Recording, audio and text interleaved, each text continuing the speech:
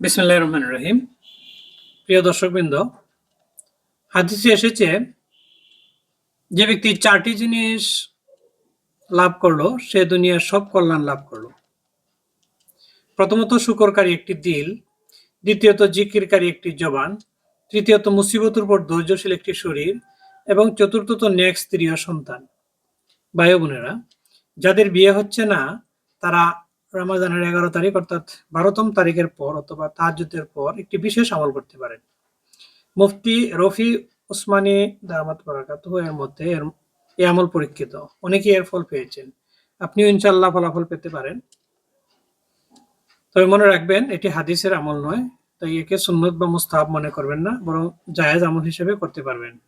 এবার জেনে নিই আমলের নিয়ম। প্রথমত 101 বার দুরূদে ইব্রাহিম পাঠ করুন। তারপর 2 রাকাত করে মোট 12 রাকাত নফল নামাজ পড়ুন।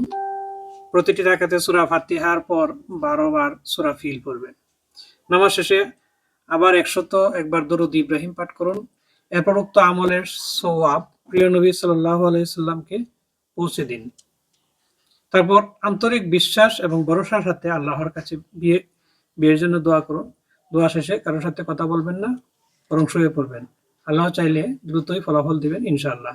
আল্লাহ তাআলা আমাদের সকলকে হালাল ও বরকতময় রিজিক দান করুন এবং আমাদের জন্য নেক স্ত্রী ও নেক সন্তান দান করুন, আমিন। এটি উৎস হচ্ছে জামিয়া করাচির ফেসবুক পেজ। অনুবাদ করেছিলেন মাওলানা রাশেদ জাবিন। ধন্যবাদ।